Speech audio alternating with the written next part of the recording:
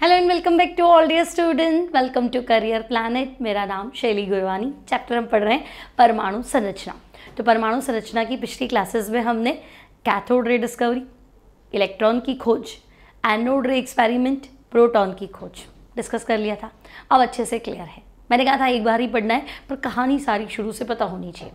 तो हम कहेंगे चलो इलेक्ट्रॉन की खोज हो चुकी है, प्रोटॉन की खोज हो चुकी है।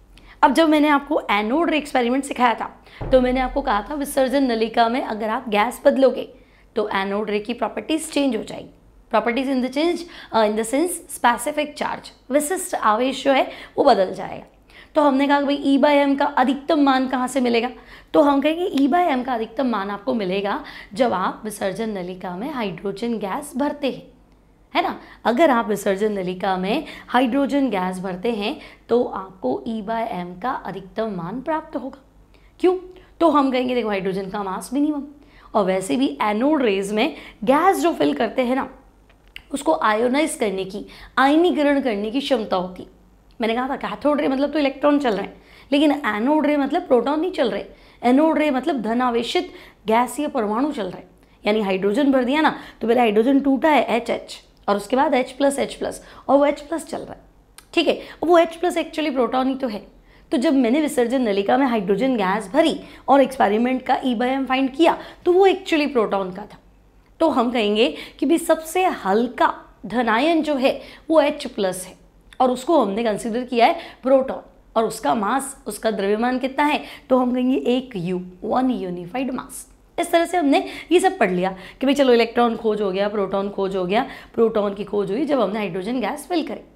अब हुआ क्या कि देखो तुम ऐसे पढ़ते आए हो, है ना, जैसे हाइड्रोजन में तो क्या होता है कि परमाणु द्रव्यमान संख्या और परमाणु भार लगभग बराबर होता है ना। मतलब हाइड्रोजन का भार तुम ऐसे लिखते हो ना 1H1, तो हाइड्रोजन का परमाणु भार 1 यूनिफाइड और होता भी एक प्रोटॉन है, तो इससे कोई खास फर्क है नहीं। लेकिन अगर मैं कहूँ हीलियम तो तुम कहते हो 2 हीलियम 4, परमाणु क्रमांक तो 2, हीलियम द्रव्यमान संख्या तुम बोलते हो 4, और बाहर भी निकालेंगे ना तो 4 यूनिफाइड मास आएगा। तो हम कहेंगे हीलियम में प्रोटॉन तो 2 है, बाहर 4 आ रहा है। या मान लो चलो ये भी नहीं पता, ये बताओगा 6 कार्बन 12, 6 कार्बन 12, तो 6 मतलब प्रोटॉन, तो प्रोटॉन तो 6 है लेकिन बाहर जो है वो 12 प्रोटॉन के बराबर आ रहा है। तो ऐसा कैसे? जब प्रोटॉन 6 है तो बाहर 6 के हिसाब से आना चाहिए। थोड़ा 19-20 मान सकते हैं, लेकिन आप तो दोगुना ही बता रहे हो। तो बाद में पता चला कि नहीं, एक पार्टिकल और होना चाहिए जो चार्ज लेस, क्योंकि प्लस और माइनस तो खोज हो चुकी और बराबर होते हैं संख्या में, परमाणु न्यूट्रल है। तो फिर अब ऐसा कोई पार्टिकल होना चाहिए, ऐसा कोई कण होना चाहिए जिसका भार तो है लेकिन आवेश नहीं है, आवेश रहित है लेकिन वजन तो है भाई। तो हम कहेंगे अच्छा एक उदासीन कण जिसका भार प्रोटॉन के भार के लगभग बराबर होना चाहिए। तब हमें पता चला कि एक नया पार्टिकल है और उसको डिस्कवर किया था जेम्स चैडविक ने। तो आज हम पढ़ने वाले हैं न्यूट्रॉन की खोज, थॉमसन परमाणु मॉडल। ठीक है, छोटा सा लेक्चर रहेगा, फटाफट समझ में आ जाएगा। चलो तो देखो, एनोड किरण प्रयोग में सबसे छोटा और सबसे हल्का धनायन हमें हाइड्रोजन से प्राप्त हुआ और उसको हमने प्रोटॉन नाम दे दिया। तो मैंने आपको बताया था एनोड किरण प्रयोग से प्रोटॉन की खोज नहीं हुई। एनोड रे एक्सपेरिमेंट में जब विसर्जन नलिका में हाइड्रोजन गैस भरी गई तो प्रोटॉन की खोज हुई। ठीक है, क्या ही तकलीफ है? तो हम कहेंगे ओके चलो मान लेते हैं। इसके बाद तो भाई इसके बाद हुई न्यूट्रॉन की खोज। क्यों? वजह मैंने आपको बता दिया, मास सेम नहीं हो रहा, मास मैच नहीं कर रहा। तो जेम्स चैडविक नामक वैज्ञानिक का ये मानना है कि आप ऐसा करो, बेरिलियम है ना, बेरिलियम परमाणु क्रमांक 4, द्रव्यमान संख्या 9। यहाँ लिखते हैं परमाणु क्रमांक, यहाँ लिखते हैं द्रव्यमान संख्या। ये आने वाली क्लास में हम डिस्कस करेंगे कि इसका मतलब क्या है, इसका मतलब क्या है। ठीक है, फिलहाल ये एटॉमिक नंबर है, परमाणु क्रमांक है, ये द्रव्यमान संख्या, मतलब लगभग भार इसका जो है वो 9 यूनिफाइड मास के बराबर होगा। ठीक है, जब इस पे अल्फा कण का प्रहार करते हैं, अब बच्चे अल्फा कण होता है हीलियम का नाभिक। कोई पूछ ले अल्फा कण क्या है, तो अल्फा कण का मतलब होता है हीलियम नाभिक। अब हीलियम नाभिक मतलब तो भाई हीलियम में तो 2 प्रोटॉन होते हैं, 2 इलेक्ट्रॉन होते हैं, तो अब इलेक्ट्रॉन निकाल दो। तो अगर आप इलेक्ट्रॉन निकाल दो तो बचता क्या है? हीलियम +2। तो हम कहेंगे हाँ, द्विधनावेशित हीलियम आयन द्विधन आवेशित हीलियम आयन को हम नाम दे रहे हैं अल्फा कण। ठीक है भाई, द्विधन आवेशित हीलियम आयन यानी अल्फा कण। ठीक है, तो जो 4 बेरिलियम 9 पे अल्फा पार्टिकल स्ट्राइक करते हैं, ओके, तो देखो 4 + 2 तो हम कहेंगे 6 हो गया। तो यहाँ जो एलिमेंट बन रहा है उसका एटॉमिक नंबर, उसका परमाणु क्रमांक 6 है। अब 6 पे तो कार्बन होता है, तो हम कहेंगे 6 कार्बन और द्रव्यमान संख्या 12। ठीक है, लेकिन ऊपर की टोटलिंग करो, देखो 9 + 4 13 होता है, 9 और 4 13 होता है, तुम तो 12 पे अटके हो। तो एक ऐसा कण निकला, एमिट हुआ, उत्सर्जित हुआ, जिसकी द्रव्यमान संख्या, जिसका वजन, जिसका मास वो तो 1 यूनिट है, लेकिन आवेश कुछ नहीं, नीचे 0 है ना, आवेश कुछ नहीं है, और उसको हमने नाम दिया न्यूट्रॉन। एन से इंडिकेट करते हैं, नाम क्या दिया, तो नाम हमने दिया न्यूट्रॉन। तो जब 4 बेरिलियम 9 पे अल्फा कण का प्रहार करते हैं तो ये 6 कार्बन 12 बनाता है, प्लस एक उदासीन कण जो है, ये उदासीन कण बाहर आया है। इस उदासीन कण को जेम्स चैडविक ने नाम दिया न्यूट्रॉन। देरी से क्यों खोज हुई, क्योंकि न्यूट्रल है, इलेक्ट्रिक फील्ड में डेविएट होता तो हम पकड़ लेते, लेकिन विद्युत क्षेत्र में विचलन नहीं दर्शा पाता है। ठीक है, क्या ही दिक्कत है, दे रहा है, दुरुस्त है, पता तो चल गया हमें 3 चीजें हो गई, इलेक्ट्रॉन हो गया, प्रोटॉन हो गया, न्यूट्रॉन हो गया।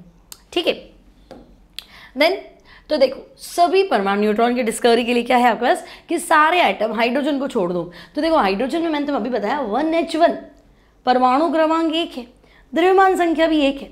तो हाइड्रोजन एक ऐसा एलिमेंट है ना, प्रोटियम, उसमें भी हाइड्रोजन के 3 समस्थानिक है ना, प्रोटियम, ड्यूटीरियम, ट्रिटियम, तो मैं सिर्फ प्रोटियम की बात कर रही हूँ, 1H1 है ना। तो प्रोटियम या हाइड्रोजन एक ऐसा परमाणु है जिसमें न्यूट्रॉन नहीं होता है, न्यूट्रॉन संख्या 0 होती है।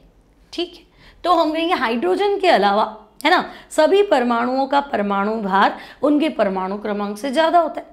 इसलिए रदरफोर्ड ने क्या बताया कि बेसिक पार्टिकल, परमाणु में जो फंडामेंटल पार्टिकल है वो 3 है, फिर ये उदासीन होता है, परमाणु विद्युत उदासीन है ना।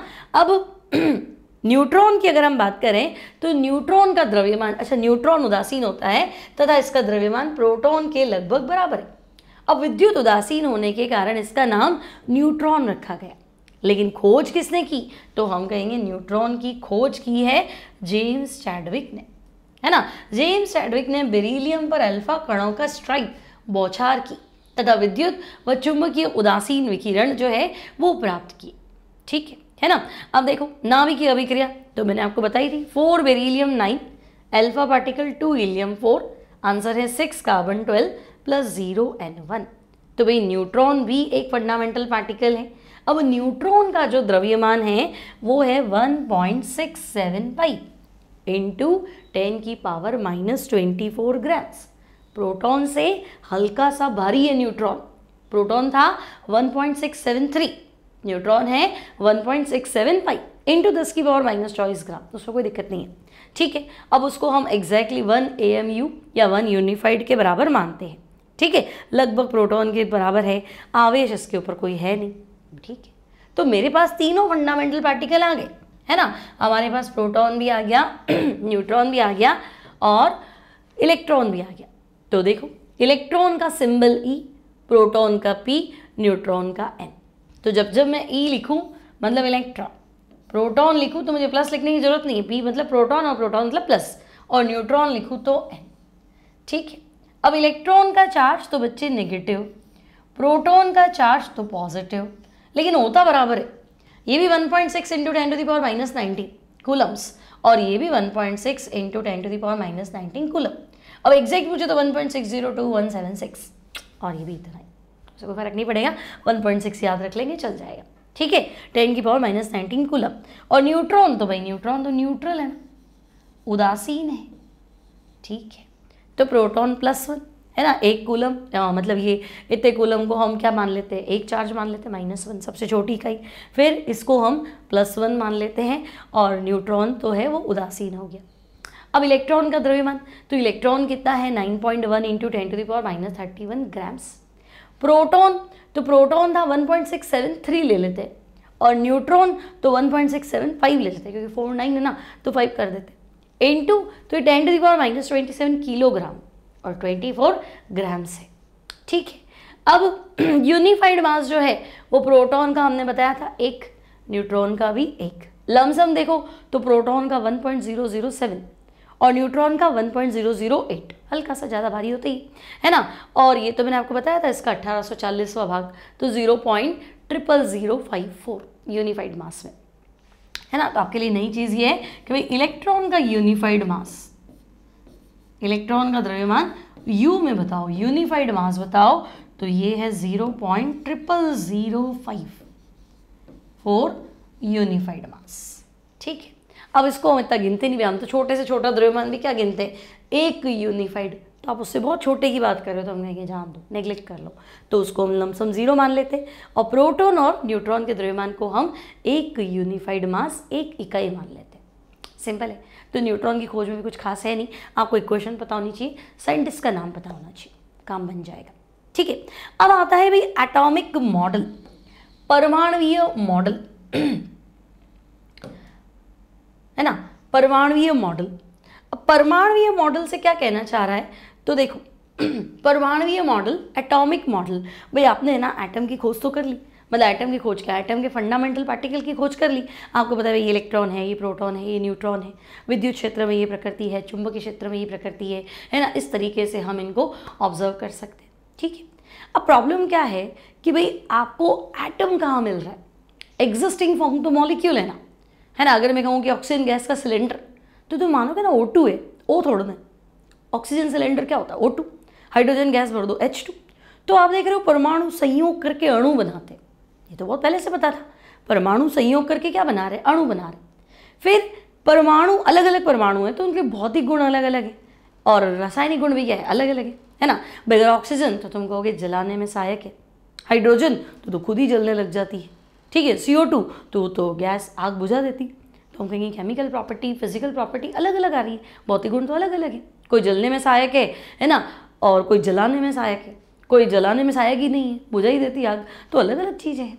ठीक है, तो एक तो परमाणु संयोग क्यों कर रहे हैं, फिर संयोग कर रहे हैं, उनकी फिजिकल प्रॉपर्टी अलग अलग आ रही है, अलग अलग एलिमेंट है, तत्व अलग अलग हैं, तो भौतिक गुण अलग अलग है, रासायनिक गुण भी अलग अलग हैं। ठीक है, फिर एटम के स्थायित्व के बारे में, भाई आपने कहा 3 लोग रहते हैं, प्रोटॉन रहता है, इलेक्ट्रॉन रहता है, न्यूट्रॉन रहता है, स्टेबिलिटी के बारे में क्या है, तो हमें बहुत सारी बातें नहीं पता थी, है ना। हमें सिर्फ इतना पता था कि भाई प्रोटॉन होता है, इलेक्ट्रॉन होता है, न्यूट्रॉन होता है, अब ये कहाँ होते हैं, कैसे होते हैं, इनका कोई आइडिया नहीं था। ठीक है, तो परमाणु के मूलभूत कणों की खोज के बाद वैज्ञानिकों के सामने क्या समस्याएं थी, तो पहला तो था स्टेबिलिटी ऑफ द एटम, परमाणु के स्थायित्व का स्पष्टीकरण, फिर तत्वों के भौतिक और रासायनिक गुण की तुलना, अलग अलग एलिमेंट है उनकी फिजिकल और केमिकल प्रॉपर्टी में कंपैरिजन किस भी आप पे करें।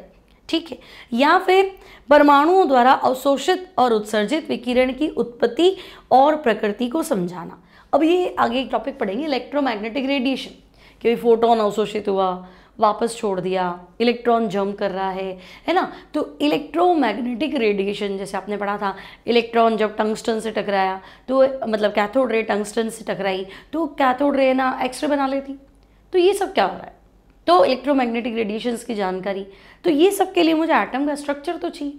आपने तो 3 बेसिक फंडामेंटल पार्टिकल बता दी, लेकिन अब वो कौन कहाँ रहता है, इसकी जानकारी कौन देगा। ठीक है, तो ये कुछ प्रॉब्लम्स थी, इसके लिए हमें ये जानना बहुत ज़रूरी था कि भाई एलिमेंट जो है उसके अंदर, एटम के अंदर, एलिमेंट का सबसे छोटा पार्ट जो है एटम, उसके अंदर आपका प्रोटॉन, इलेक्ट्रॉन, न्यूट्रॉन कैसे व्यवस्थित है। अब इनमें सबसे पहला जो मॉडल आता है बच्चे, वो मॉडल आता है थॉमसन का परमाणु मॉडल। अब देखो, थॉमसन प्लम पुडिंग मॉडल कह दो, परमाणु मॉडल, बिल्कुल बच्चों वाला मॉडल है, पढ़ा होगा आपने छोटी क्लास के अंदर। इसको वाटरमेलन मॉडल, तरबूज मॉडल, प्लम पुडिंग मॉडल कहते हैं, है ना। तरबूज में आपने क्या देखा कि ये तरबूज हो गया, तो ये कह रहे हैं तो परमाणु हो गया। अब atom is hollow sphere of positive electricity, परमाणु जो है उसको अब एक ठोस धन आवेशित गोला मान लो, है ना, परमाणु जो है उसको ठोस धन आवेशित गोला मान लो, ये प्लस है। और तरबूज में ये देखो इलेक्ट्रॉन, जैसे तरबूज में क्या होते हैं, बीज होते हैं ना, कोई बीज कहीं पे भी हो सकता है, फिक्स है और धसा हुआ है, तो आप धसा हुआ मान लो कि इस तरह से जो है इलेक्ट्रॉन धसे हुए होते हैं, है ना। तो परमाणु जो है वो बिल्कुल तरबूज के समान है, ठोस धन आवेशित गोला है। अब तरबूज में जैसे बीज धसे हुए हैं, वैसे परमाणु में इलेक्ट्रॉन क्या है, इस तरह से बीच बीच में एम्बेडेड है। तो आप ऐसे मान लो, तो हम कहेंगे कि भाई ऐसे मान तो लें, है ना, लेकिन ठीक है, अभी आगे रदरफोर्ड मॉडल से कंपेयर करेंगे तो आप उसके सवालों का जवाब दे देना, तो ये सही मान लेंगे। हमें तो पता ही नहीं, हमें तो बस इतना पता है अभी तक कि भाई प्रोटॉन होता है, इलेक्ट्रॉन होता है, न्यूट्रॉन होता है, कौन कहाँ बैठा है हमें पता ही नहीं। तो हम कहेंगे चलो कोई बात नहीं, ये मान लेते हैं भी वाटरमेलन मॉडल सही होगा। हालांकि सबसे फ्लॉप मॉडल यही था, ठीक है, लेकिन थॉमसन के लिए रिस्पेक्ट बना रहना चाहिए भाई। इलेक्ट्रॉन की खोज तो थॉमसन ने की, तो वो इलेक्ट्रॉन की खोज करी, तब आपने प्रोटॉन की खोज करी, है ना। तो ठीक है चलो, तो देखो इलेक्ट्रॉन और प्रोटॉन की खोज के बाद में व्यवस्था ज्ञात करनी थी, है ना। इसका फर्स्ट ट्राई जो है वो जे थॉमसन ने किया। इसको थॉमसन का परमाणु मॉडल, एटॉमिक मॉडल भी कहते हैं। अब थॉमसन का मानना है कि जो पॉजिटिव चार्ज है, धन आवेश है, वो पूरे परमाणु के गोले में फैला हुआ है, ठीक है, और त्रिज्या कितनी है, तो भी 10⁻⁸ सेंटीमीटर, या परमाणु की त्रिज्या है 10⁻⁻10 मीटर, ठीक है। रदरफोर्ड का भी यही आंसर था। फिर इलेक्ट्रॉन जो है वो बीच बीच में उपस्थित रहकर इसे न्यूट्रल करते हैं। कोई इलेक्ट्रॉन कहीं पे भी हो सकता है, तरबूज में बीच की कोई व्यवस्था नहीं है ना, कहीं पे भी धसा हुआ है। सिमिलरली इलेक्ट्रॉन बीच बीच में एम्बेडेड है, धसे हुए हैं। लेकिन रदरफोर्ड का जो अल्फा पार्टिकल स्कैटरिंग एक्सपेरिमेंट आया, तो उसको समझाते टाइम थॉमसन मॉडल जो है वो फ्लॉप हो गया, है ना। थॉमसन मॉडल उसको नहीं एक्सप्लेन कर पाया भाई ये क्या कहना चाह रहा है, ठीक है। तो अब थॉमसन मॉडल ने उसको एक्सप्लेन नहीं किया, इसलिए गड़बड़ हो गई कि भाई ये मॉडल जो है ये यहीं पे ख़त्म, है ना, यहाँ पे ये फ्लॉप हो चुका है, ठीक है। तो आपको परमाणु का ये मॉडल भी समझ में आई है ना। अब कुछ क्वेश्चन कहाँ छूटे हमारे, हाँ ठीक है, चलो अब देखो कुछ क्वेश्चंस करने बच्चे। किस गैस का E/m अधिकतम होता है ना। किस गैस का E/m अधिकतम होता है, और उसको मैं और करेक्ट कर देती हूँ, किस गैस का E/m, है ना, प्रोटॉन के लिए या एनोड किरणों का लिख देती हूँ मैं, ठीक है। एनोड किरणों के लिए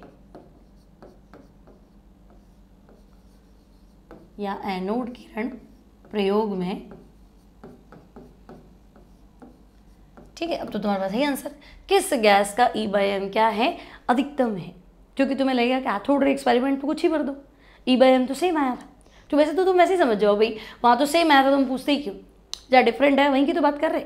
तो आपको पता है E/m वेरी कर रहा था गैस की प्रकृति के साथ, तो वो तो एनोड रे एक्सपेरिमेंट था। अब m मिनिमम रख दूंगी तो E/m मैक्सिमम आ जाएगा। तो m मिनिमम कौन सी गैस का रख सकते हो, तो हम कहेंगे सबसे हल्की गैस, सबसे हल्की मतलब वेट में, द्रव्यमान के हिसाब से, तो हम कहेंगे यहाँ सबसे धन आवेशित सबसे छोटा परमाणु जो है, छोटा धन आयन है, वो हमें हाइड्रोजन से प्राप्त होता है। तो हाइड्रोजन का m मिनिमम, इसलिए E/m मैक्सिमम। ये क्वेश्चन मैंने आपको पिछली क्लास में समझाया था, तो यहाँ आंसर हो जाएगा बच्चे हाइड्रोजन गैस, ठीक है। तो hydrogen gas has maximum value of E/m।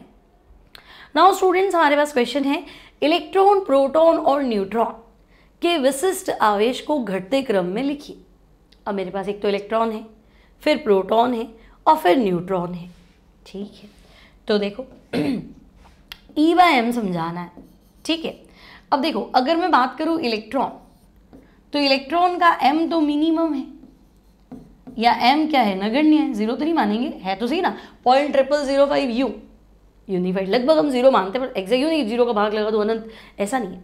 तो मैं कहूँगी कि भाई इसका m जो है, इलेक्ट्रॉन का m जो है मिनिमम है, इसलिए इलेक्ट्रॉन का E/m क्या आना चाहिए, तो मैं कहूँगी तो मैक्सिमम आना चाहिए। इसमें तो आप सोचो ही, तो हम कहेंगे बात तो सही है ना, E/m पूछ रहे हो ना, तो जिसका m मिनिमम उसका E/m अधिकतम। तो इलेक्ट्रॉन, प्रोटॉन, न्यूट्रॉन में सबसे हल्का तो इलेक्ट्रॉन है, तो E/m अधिकतम। फिर प्रोटॉन और न्यूट्रॉन में फिर दिमाग लगाओ कि भाई न्यूट्रॉन, तो न्यूट्रॉन का E आवेश, तो आवेश तो जीरो है ना, क्या भाई बोलो, न्यूट्रॉन न्यूट्रल है, आवेश तो जीरो है। तो अगर न्यूट्रॉन न्यूट्रल है, आवेश जीरो है, तो E/m न्यूट्रॉन का कितना होगा, तो मैं कहूँगी जीरो कर दो। तो इलेक्ट्रॉन का मैक्सिमम, इसका जीरो, तो ऑब्वियसली इसका जीरो तो है नहीं, प्रोटॉन का पढ़ा तो था तुमने 9.584 × 10⁴, है ना। तो हम कहेंगे ठीक है, इसको बीच में रख लेते।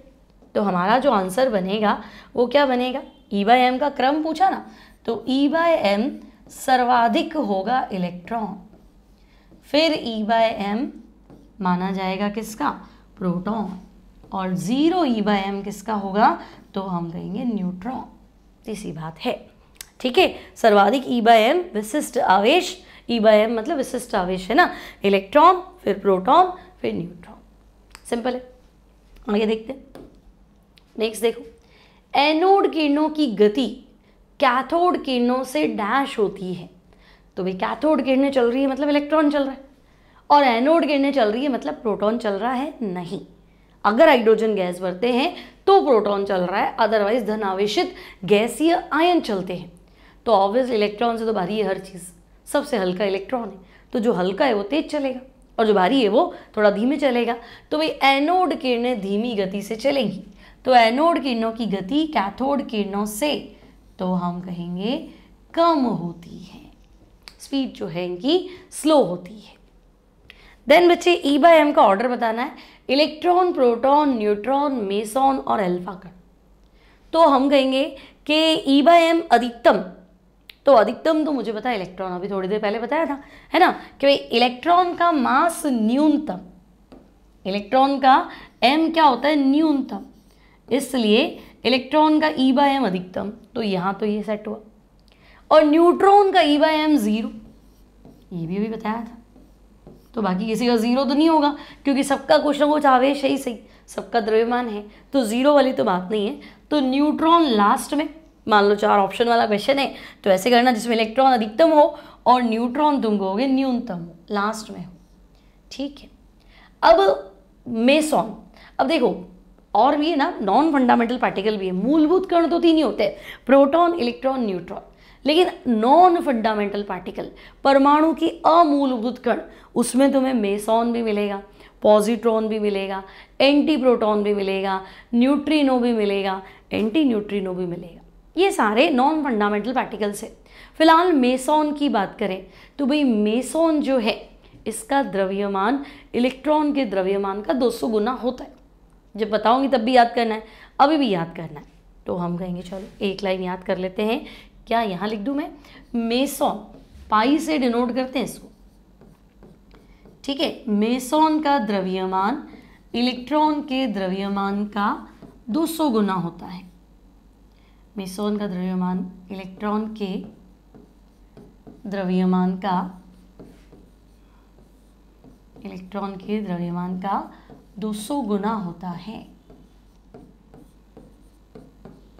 चलो मान ली, तब भी क्या ही फर्क पड़ा, इलेक्ट्रॉन, प्रोटॉन, न्यूट्रॉन और मेसॉन, तो न्यूट्रॉन को तो मैंने सेट कर दिया, इलेक्ट्रॉन आ गया।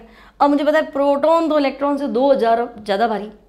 आपने ये भी तो पढ़ा है कि इलेक्ट्रॉन का द्रव्यमान प्रोटॉन का 2000वां, 1840वां, 1837वां, तो 2000 की रेंज चल रही है, तो अभी भी मेसॉन हल्का ही है प्रोटॉन के सामने। मेरी बात समझ में आ रही है, इलेक्ट्रॉन का द्रव्यमान प्रोटॉन का तो 2000वां भाग है ना, तो भाई मेरे पास तुमसे 2000वां भाग कोई चीज़ अवेलेबल है और कोई बीच में कह रहा है कि मेरे पास 200 गुना तो है इसका, तो वो बीच में सेट होगा ना, 2000 तो और छोटा हो गया ना, तो हम कहेंगे ठीक है ना, इलेक्ट्रॉन सबसे हल्का, उसके बाद में मेसॉन भी हल्का ही, ठीक है। अब कोई पूछे मेसॉन, मेसॉन का सिंबल पाई होता है ना, लिख दिया ना मैंने, मेसॉन का सिंबल पाई। आवेश तो वेरिएबल होता है, कोई पूछे मेसॉन का आवेश प्लस माइनस की 0 भी हो सकता है समटाइम्स, है ना, लेकिन वेरिएबल होता है, प्लस और माइनस के हिसाब से। चलो तो हम कहेंगे इसका आवेश जो है वो परिवर्तनशील होता है, पॉजिटिव भी हो सकता है मेसॉन और नेगेटिव भी हो सकता है, ठीक है, वेरिएबल है ना, ओके। अब तो मेसॉन भी सेट कर दिया। अब बात आई प्रोटॉन और अल्फा कण की, तो देखो इसको थोड़ा समझना बच्चे, थोड़ा अच्छा क्वेश्चन है ना। देखो प्रोटॉन की बात करूं तो सबसे छोटा धनावेशित कण, तो मैं कहूँगी प्रोटॉन का आवेश तो 1 मान लो, +1, है ना, और m द्रव्यमान तो वो भी सबसे छोटा 1 मान लो। तो प्रोटॉन का E/m की अगर मैं बात करूँ ना, E/m प्रोटॉन, तो तुम कहोगे आवेश भी 1, द्रव्यमान भी 1। लेकिन जब मैं तुम्हें कहूँगी नहीं E/m अल्फा के बारे में बात करूँ, तो बच्चे अल्फा का मतलब समझे, अभी 2 मिनट पहले तो बताया था, अल्फा होता है द्विधन आवेशित हीलियम का नाभिक, द्विधन आवेशित हीलियम आयन या हीलियम का नाभिक अल्फा होता है। तो द्विधन आवेशित +2, आवेश कितना है +2, तो मैं कहूँगी अल्फा पार्टिकल का चार्ज तो 2 है और m द्रव्यमान, तो हीलियम नाभिक में क्या होता है 2 प्रोटॉन 2 न्यूट्रॉन। अल्फा पार्टिकल का भी सिंबल क्या लिखा था 2, हीलियम 4, 2 मतलब तो आवेश, न्यूट्रॉन में तो लिखा था 0 n 1, 0 क्या था आवेश, 1 क्या था द्रव्यमान, तो 2 हीलियम 4, 2 क्या होता है आवेश, m क्या है 4 क्या है द्रव्यमान। तो मैं कहूँगी E तो 2 है और द्रव्यमान 4 है, तो E/m अल्फा का 2 है और E/m प्रोटॉन का 1 है, अल्फा का हाफ है, सॉरी नॉट 2 है, 1/2 है। तो प्रोटॉन का E/m अल्फा का दुगना लग रहा है क्योंकि उसका आधा है तो इसका 1 है, तो हम कहेंगे हाँ तो ज़्यादा किसका हुआ, तो बच्चे E/m प्रोटॉन का ज़्यादा है, किससे E/m अल्फा से। और लास्ट में कौन आएगा, तो हम कहेंगे लास्ट में आ रहा है E/m न्यूट्रॉन, है ना भाई, लास्ट में कौन आ रहा है, तो हम कहेंगे लास्ट में आ रहा है E/m न्यूट्रॉन, क्योंकि ये तो 0 ही, ठीक है। तो सबसे ज़्यादा विशिष्ट आवेश इलेक्ट्रॉन का, फिर मेसॉन का, फिर प्रोटॉन का, फिर अल्फा का और फिर न्यूट्रॉन का। सिंपल है, कोई दिक्कत नहीं है, ठीक है। तो ये हमारा हो गया आज की क्लास का न्यूट्रॉन की डिस्कवरी, न्यूट्रॉन की खोज खत्म और थॉमसन मॉडल खत्म, है ना। अब नेक्स्ट क्लास में मिलेंगे जहाँ हम डिस्कस करेंगे रदरफोर्ड मॉडल। रदरफोर्ड को नेक्स्ट क्लास में इसलिए ले रही हूँ क्योंकि रदरफोर्ड मॉडल उस पर बेस्ड न्यूमेरिकल वगैरह सब हम उसी में पढ़ लेंगे। रदरफोर्ड मॉडल एग्जाम में लिखना कैसे है, अगर आप क्लास 11th में है तो कंपटीशन में है तो उसमें से क्वेश्चन कैसे आते हैं, है ना, कितने डिग्री पे कितने अल्फा पार्टिकल स्कैटर होते हैं, प्रकीर्णन किन किन बातों पर निर्भर करता है, ठीक है। रेडियस का रेशियो भी आता है ना भाई, द्रव्यमान संख्या दे दे और आपसे पूछे परमाणु की त्रिज्या या नाभिक की त्रिज्या में रिलेशन, वो सब उसके अंदर डिस्कस करेंगे। तो न्यूमेरिकल बनते हैं रदरफोर्ड एक्सपेरिमेंट में, आपको समझना है इस चीज़ को, कमियां भी देखनी है ना। तो वो पूरा मुझे 1 घंटा चाहिए, तो उसको हम नेक्स्ट क्लास में ले लेंगे। यहाँ तक का लेक्चर आपका क्लियर है, अभी तक बैठे हो मतलब सब समझ में आ रहा है, तो लाइक करते करते जाना, ठीक है। तो मिलते हैं next time, till then take care and bye bye.